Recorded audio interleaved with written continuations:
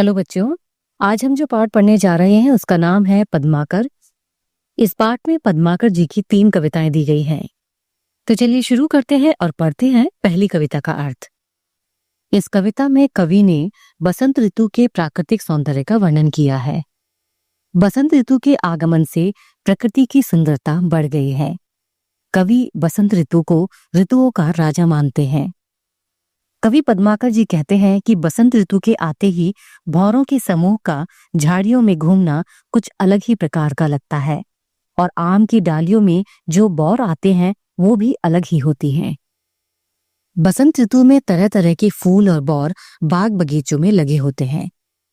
बसंत का मौसम हर किसी में एक नई उमंग भर देता है। पद्माकर जी कहते हैं कि गलियों में घूमने वाले सुंदर नवयुवकों में एक अलग ही छवि छा गई है। वो सभी बहुत ही आकर्षित नजर आ रहे हैं। अभी बसंत को आए 2 दिन भी नहीं हुए हैं, लेकिन पूरी प्रकृति में एक अलग ही सौंदर्य सा बिखर गया है। चारों ओर एक अलग ही खूबसूरती और खुशहाली नजर आ रही है। प्रकृति में कुछ अलग सी आवाज गूंजने लगी है। बसंत ऋतु में जब चारों ओर नए नए फल फूल खिलने लगते हैं, तो पेड़ों की डालियों पर चिड़ियों का चहचहाना भी शुरू हो जाता है। इस ऋतु के आने से एक अलग ही रस, अलग ही रंग, अलग ही राग और अलग ही रीति प्रकृति में नजर आने लगती है। कवि कहते हैं कि बसंत ऋतु के आने से तन मन प्रसन्न सा हो गया है। सब कुछ नया और अलग सा लगने लगा है। तो चलिए अब शुरू करते हैं दूसरी कविता का अर्थ। इस कविता में कवि ने कृष्ण के प्रति गोपियों के अनन्य प्रेम का वर्णन किया है, जो लोग लाज की परवाह किए बिना कृष्ण के प्रेम में डूबे रहना चाहते हैं। कवि कहते हैं कि गोकुल गांव के गोपियों की गलियों के बारे में कुछ भी कहा नहीं जा सकता। गोकुल की गलियों में जो होली का उत्सव मनाया जा रहा है उसका वर्णन नहीं किया जा सकता। हर कोई होली के रंग में डूबा हुआ है।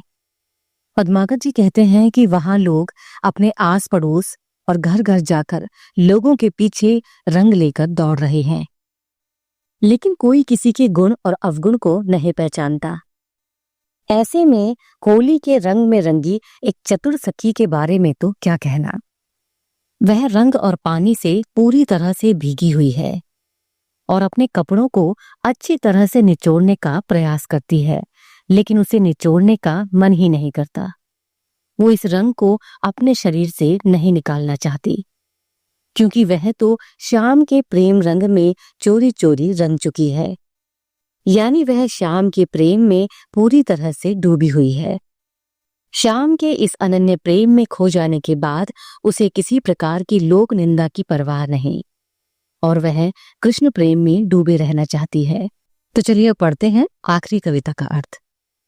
इस कविता में कवि ने वर्षा ऋतु का बहुत ही सुंदर और मनमोहक वर्णन किया है। कवि कहते हैं कि वर्षा ऋतु के आते ही ऐसा लगता है कि बाग बगीचों में भौरों का गुंजन कोई सुंदर मल्हार गीत गा रहा हो। यानी उन्हें भौरों का गुंजन करना भी मल्हार के गीत के समान लगता है। कवि कहते हैं कि सावन में अपनी प्राणों से प्यारी प्रेयसी यानी प्रेमिका का घमंड से रूठ जाना भी और उसे बार बार मनाना मन को बहुत अच्छा लगता है। वर्षा ऋतु में बागों में मोरों का शोर चारों ओर फैल जाता है।